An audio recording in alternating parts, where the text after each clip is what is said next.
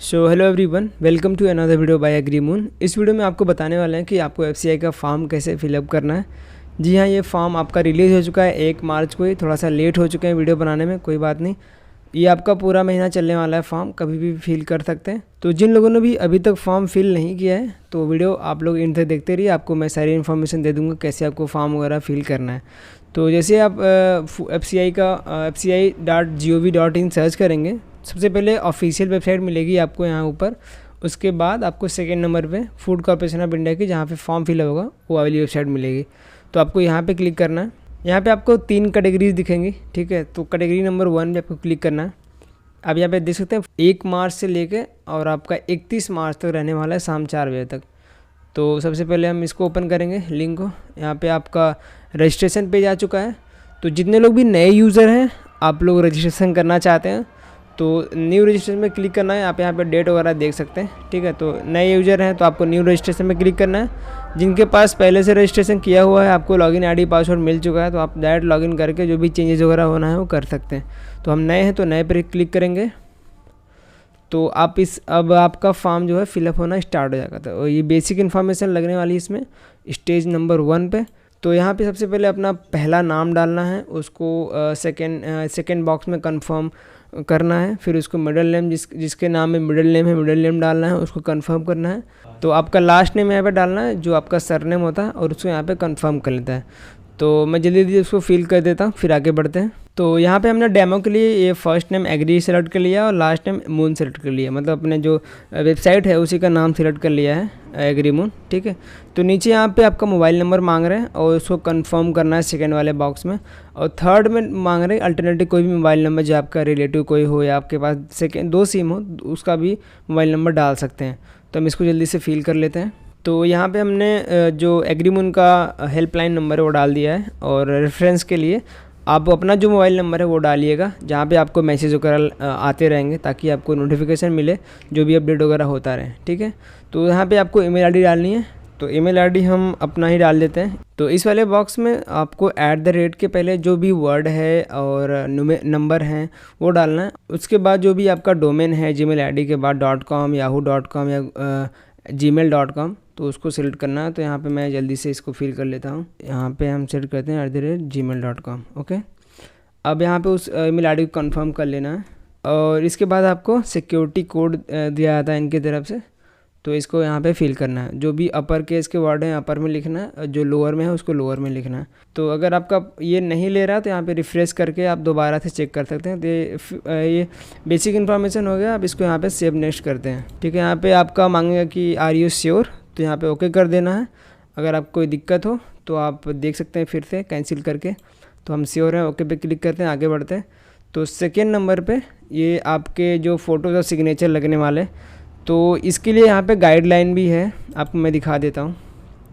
तो ये PDF है, फ़ोटोज़ इमेज जो ऐड कर रहे हैं आपको, उसके लिए क्या रेशियो होना चाहिए और क्या क्या है उसमें बैकग्राउंड होना चाहिए, और आपका कितना फेस फ़ोटोज़ में दिखना चाहिए। तो आपकी डायमेंसन और पिक्सल जितनी होनी चाहिए सब कुछ यहाँ पे मेंशन है।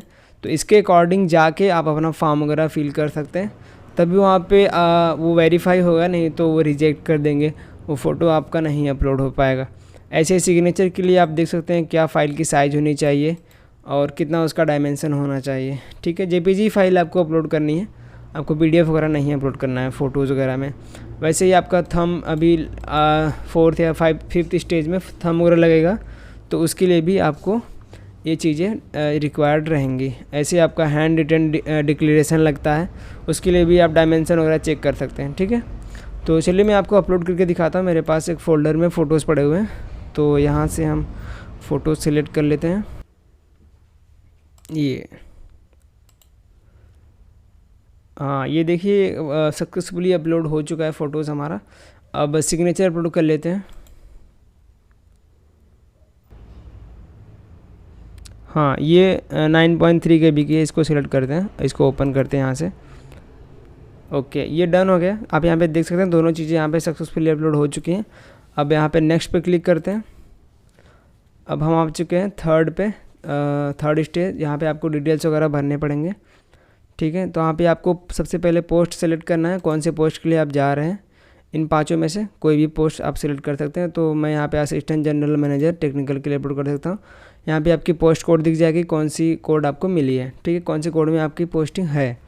ओके, आप यहाँ पे कैटेगरी सेलेक्ट कर लेंगे। तो हम आपको डेमो के लिए दिखा रहे हैं, आपकी जो कैटेगरी होगी यहाँ पे आप सेलेक्ट करते हैं। हम एससी सेलेक्ट कर लेते हैं। तो आप यहाँ पे पूछ रहा है कि आप एक बार श्योर हैं कि नहीं है, तो आप यहाँ पे श्योर कर लेना। अगर सर्टिफिकेट वगैरह यहाँ पे आपको लगेगा अपलोड करने के लिए, ओके, तो वो चीज़ें आपको देख लेनी है। अगर आपके पास कास्ट सर्टिफिकेट है तो यहाँ पे इसको ओके कर देना और आगे बढ़ जाना। अब यहाँ पे पूछ रहा है कि पर्सनल कोई भी डिसेबिलिटी हो। अगर आपके पास कोई भी डिसेबिलिटी नहीं है तो आपको यहाँ पे नो करना है। अगर आपके पास कोई भी चीज़ें हैं बॉडी में डिसेबिलिटी तो यस करना है। उसके बाद ये सारी चीज़ें आपको बारी बारी से ओपन होती चली जाएंगी। अभी आप नो कर देंगे तो सारी चीज़ें यहाँ पे क्लोज हो जाएंगी। तो हम नीचे आ जाते हैं। Do you tell under category ex serviceman, emergency, commission officer और एसएससी ऑफिसर, तो यहाँ पे डायरेक्टली नो कर देना है। अगर आप बिलोंग करते हैं तो यस करना है। तो यहाँ पे आपको अगर यस करते हैं तो आपको यहाँ पे पीरियड मांगेंगे, कौन से टाइम पे आप वहाँ पे सर्विस कर रहे थे, और आपकी कैटेगरी वगैरह फिल करवाएंगे। नो करने के बाद ये ऑप्शन क्लोज हो जाएंगे। तो उसके बाद यहाँ पे आप नीचे आ जाते हैं।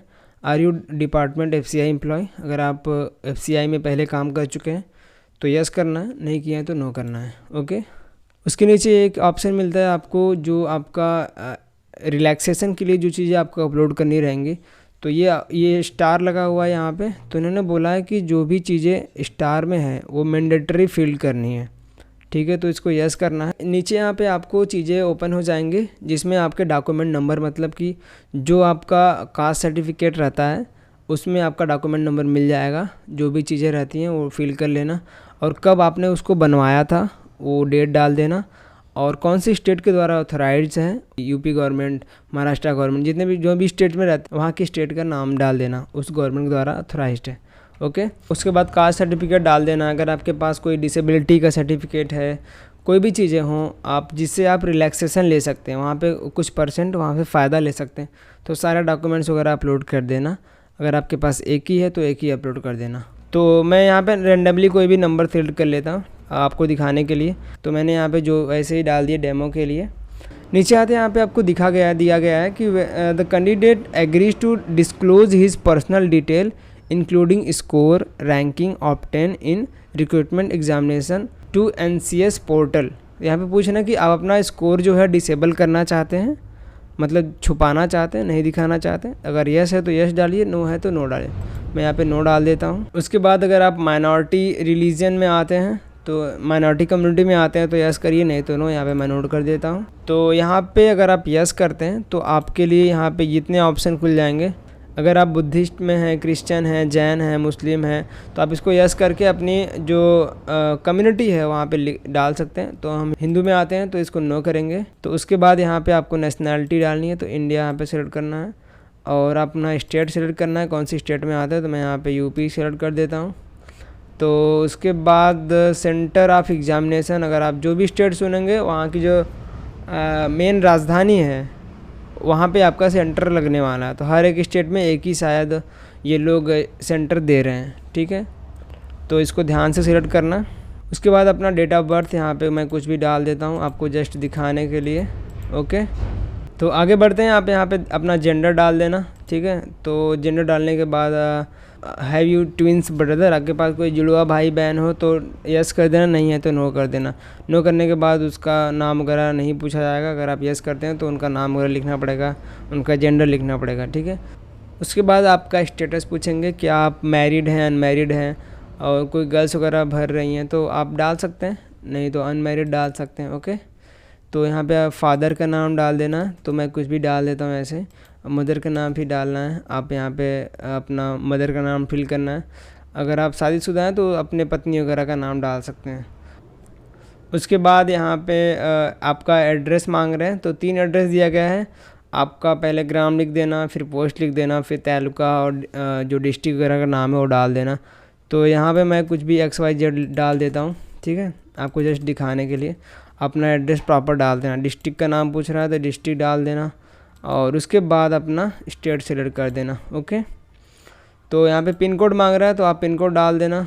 तो उसके बाद जो भी चीज़ें यहाँ पे फिल की हैं आपने एड्रेस वगैरह, तो यहाँ पे अगर आप क्लिक कर देंगे कि same address corresponding click applicable, तो सारी चीज़ें यहाँ पे अपने आप ऑटोमेटिक छप जाएंगे। देखिए उसके बाद हम देखते हैं कि क्या वैलिडेट है कि नहीं है डिटेल। तो यहाँ पे आप क्लिक करेंगे, ये सक्सेसफुली हो गया वेरीफाई। अब इसको हम सेव नेक्स्ट पे क्लिक करते हैं।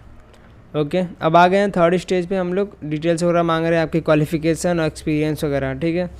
तो ग्रेजुएशन डिग्री पूछ रहे हैं यहाँ लोग, तो आप कुछ भी डाल सकते हैं। अगर बीएससी एग्रीकल्चर है, बीटेक इन फूड साइंस है, जो भी आपकी डिग्री हो यहाँ पे आप फिल कर सकते हैं। मैं कुछ भी डाल देता हूँ ये वाला। उसके बाद आपका डेट ऑफ पासिंग है, तो इन्होंने दिखाया है कि जो भी कैंडिडेट अपना डिग्री जो है 1/1/2021 मतलब जनवरी 21 तक आपकी डिग्री आपके पास में है, आपके हाथ में आ चुकी है, तब इस फॉर्म को फिल कर सकते हैं। अन्यथा इस फॉर्म को यहीं पे आपको छोड़ के जाना पड़ेगा। ऐसे ही एग्ज़ाम वगैरह बैठना है तो आप डाल सकते हैं। तो मैंने यहाँ पे रैंडमली जो है चूज़ कर लिया है कि ये था। तो यहाँ पे अपना कोई भी परसेंटेज डाल देना जितनी डिग्री में आई होगी। तो ये ज़रूरी रहता है कि जो लोग के पास डिग्री आ चुकी है, उनको अपना सर्टिफिकेट मिल चुका है, तो आपको जाहिर सी बात है आपका परसेंटेज मिल गया होगा। तो यहाँ पे परसेंटेज डाल देना। मैं आपको कोई भी नंबर डाल देता हूँ। तो यहाँ पे सिलेक्ट कर लेना अपना ग्रेड, कौन से क्लास से पास हुए हैं आप, first class, second class, third class. अगर आपके पास पोस्ट ग्रेजुएशन की डिग्री है तो सिलेक्ट कर लेना और डेट ऑफ पासिंग डाल देना वहाँ पे, अपना परसेंटेज और अपना क्लास। ओके, ऐसे अगर कोई पर्सनल क्वालिफ़िकेशन है तो उसको सिलेक्ट कर लेना यहाँ पे, डेट ऑफ पासिंग और परसेंटेज मार्क्स और यहाँ पे ग्रेड। ओके, कोई प्रॉब्लम नहीं, आसान है, आप फिल कर लेंगे, ठीक है। तो इसके बाद आपका वर्क एक्सपीरियंस मांग रहे हैं। अगर आपके पास वर्क एक्सपीरियंस है तो यहाँ पे यस करके सारी चीज़ें भर सकते हैं। पर्सनालिटी, वर्किंग, कब आपने स्टार्ट किया था, कब आपने ख़त्म किया था या अभी तक कर रहे हैं। उसके बाद रिमार्क, रीज़न ऑफ लीविंग, क्यों आपने छोड़ा उसको, अगर आप कर रहे हैं तो कंटिन्यू कर सकते हैं। ईयर ऑफ एक्सपीरियंस यहाँ पे डाल सकते हैं। जितने भी आपके पास एक्सपीरियंस होंगे ऐड मोर करते हुए आप 2-3 चीज़ों को ऐड कर सकते हैं, ठीक है। इसमें कोई प्रॉब्लम नहीं। अगर पास नहीं है तो डायरेक्टली नो कर देना, सारे ऑप्शन बंद हो जाएंगे, आपको भरने की ज़रूरत नहीं है। तो यहाँ पे पूछ रहे हैं कि आप कौन कौन से लैंग्वेज जानते हैं। तो जो भी लैंग्वेज जानते हैं, फर्स्ट तो मैंडेटरी है, आपको फील करना ही है। तो यहाँ पे आप हिंदी डाल देना। यहाँ पे मैं हिंदी डाल देता हूँ सबसे पहले। ओके, आप उसमें कितना परफेक्शन है आपका बोलने में, मतलब रीड करने में, राइट करने में, स्पीक करने में, तीनों में आप एक्सपर्ट हैं तो डाल देना। अदर कोई लैंग्वेज आपको आती है तो वो डाल देना। ऐसे इंग्लिश आती है, हम रीड कर लेते हैं बट उसको स्पीक नहीं कर पाते, तो रीड राइट आप डाल देना और स्पीक मत लिखना। या तीनों आती है परफेक्शन में तो आप तीनों सेलेक्ट कर सकते हैं। अगर कोई लैंग्वेज आती है तो उसको सिलेक्ट कर लेते हैं, उसमें कोई प्रॉब्लम नहीं है। तो यहाँ पे आप चेक कर सकते हैं क्या ये चीज़ें सही हैं, ठीक है। वेरीफाई हो गया, ये सक्सेसफुल बोल दे हैं तो कोई दिक्कत नहीं, हम इसको ओके करते हैं और सेव नेक्स्ट पे आगे बढ़ते हैं। तो ये देखिए हमारा फॉर्म वगैरह फिल हो चुका है एकदम सही। तो यहाँ पे सारी डिटेल आपकी दिख जाएगी। ओके, ये रहा आपका document number, date of issue और अथॉरिटी। यहाँ पे सारे डिटेल्स आपके आ जाएंगे और यहाँ पे इसको आगे प्रोसीड करने के लिए आपको यहाँ पे अपने फ़ोटोज़ पे एग्री करना पड़ेगा और यहाँ पे एग्री करना पड़ेगा, ठीक है। मैं एग्री करता हूँ कि मैंने जो भी डिटेल डाली है वो परफेक्ट है, मैं इसको चेंज नहीं करना चाहता, ठीक है। तो आप अपना सिग्नेचर भी कंफर्म कर लीजिए यहाँ पे क्लिक करके और इसको फाइनल सबमिट कर सकते हैं। तो आप पूछ रहे हैं कि are you sure as no change edit application will be allowed after submit. तो यहाँ पे आपको अलाउ नहीं करेंगे। अगर आप सबमिट कर दिए तो ध्यान से सभी चीज़ों को देख के ही सबमिट करना। यहाँ पे मैं ओके कर देता हूँ। तो ये आ गया आपका 5 स्टेज। इसके बाद लास्ट स्टेज आपका पेमेंट का रह जाता है। तो यहाँ पे आपका पूछ रहे हैं कि भैया आपका थंब इम्प्रेशन चाहिए और इसमें आपका जेपीजी फाइल गाइडलाइन वगैरह दिया गया है, आप देख सकते हैं। तो चलिए मैं आपको अपलोड करके दिखा देता हूँ। तो गाइडलाइन मैंने आपको पहले ही बताया था आपको कैसे करना है, ठीक है। तो मैं एक यहाँ पे है एक फ़ोटो मेरे पास, वो अपलोड करते हैं। ओके, तो ये रहा हमारा थंब। ये आपका ऐसा प्रीव्यू करने के लिए आएगा, ये ऐसा उभर के पॉपअप होके, ठीक है। तो यहाँ पे उसको प्रीव्यू कर सकते हैं। अब हैंड रिटन डिक्लेरेशन मेरे पास है अवेलेबल, मैं उसको अपलोड कर देता हूँ। ये रहा, उसकी साइज़ और जो डायमेंशन है वो ध्यान में रखना। तो मैं इसको यहाँ से ओपन कर लेता हूँ। ये भी आप देख सकते हैं, ये पॉपअप होके आ गया। जो लोग भी अपना डिक्लेरेशन फॉर्म नहीं जानते क्या फिलअप करना है, तो मैं डिस्क्रिप्शन में लिख दूंगा, तो वहाँ से आप कॉपी पेस्ट डायरेक्टली कर सकते हैं। ओके, इसको ओके करते हैं। और यहाँ पे आपका कैप्चा मांग रहा है, तो इसको भर लेते हैं। और कैप्चा भरने के बाद आपको यहाँ पे सेव नेक्स्ट पे क्लिक करना है, तो आप डायरेक्टली पेमेंट वाले ऑप्शन पे आ जाएंगे। यहाँ पे मांग रहे भैया, आप कैंसिल तो नहीं करेंगे, ठीक है, एकदम परफेक्ट है। तो आप यहाँ पे ओके करना और आगे बढ़ जाना। तो ये हो गया आपका फाइनल सबमिशन। सारे फॉर्म वगैरह फिल हो चुके हैं। ये प्रिंट करना है तो आप प्रिंट कर सकते हैं और उस चीज़ों को देख सकते हैं सभी चीज़ें सही हैं कि नहीं है। यहाँ पे सारी चीज़ें आपको दिख रही हैं। तो प्रिंट करना है तो यहाँ पे डायरेक्टली प्रिंट एप्लीकेशन पे जाना और पीडीएफ में आपको डाउनलोड होके आ जाएगा। तो अगर सब कुछ सही है तो हम आगे अब प्रोसीड नहीं कर सकते, क्योंकि हमारी कैटेगरी जो डाली थी मैंने एससी, और एससी कैटेगरी वालों के लिए जो है फ़ी जो है नहीं है, 0 है। तो आपका फाइनल सबमिशन हो चुका है, इसमें कोई प्रॉब्लम नहीं है। ओके, अगर आपके पास कैटेगरी है ओबीसी और ओपन में, तो आपका एक प्रोसेस और करना पड़ेगा पेमेंट का। मैं आपको दिखा देता हूँ कैसा इंटरफेस रहेगा। तो जिनकी कैटेगरी ओपन और ओबीसी की है, अगर आप वो सिलेक्ट करते हैं तो आपको थंब और इम्प्रेशन ऐड करने के बाद ये ऑप्शन मिलेगा। इसमें कैप्चा भरने के बाद 1000 रुपये आपको पे करने पड़ेंगे। तो ऐसा आपका पेमेंट का ऑप्शन खुल के आएगा। तो यहाँ पे बहुत सारी चीज़ें हैं जिससे भी आप पेमेंट करना चाहते हैं कर सकते हैं। तो कार्ड नंबर डालना और उस कार्ड क्या एक्सपायरी डेट है वो डालना है, और कार्ड होल्डर का नाम। उसके बाद आप डायरेक्टली यहाँ से पेमेंट कर सकते हैं। ठीक है, बहुत ही सिंपल है पेमेंट, उसके लिए आपको ज़्यादा प्रॉब्लम लेने की ज़रूरत नहीं है। तो ये था आपका final submission demo video. I hope आपको वीडियो पसंद आएगा। वीडियो लाइक करना मत भूलना, और चैनल पर नए हो चैनल को सब्सक्राइब जरूर कर देना। अगर आप किसी और टॉपिक की वीडियो देखना चाहते हैं तो हमें कमेंट करके बता सकते हैं। हम कोशिश करेंगे कि उस टॉपिक की वीडियो लाया जाए, ताकि आपको और भी इन्फॉर्मेशन मिले उस टॉपिक से रिलेटेड। ठीक है, मिलते हैं आपको नेक्स्ट वीडियो में, तब तक के लिए धन्यवाद।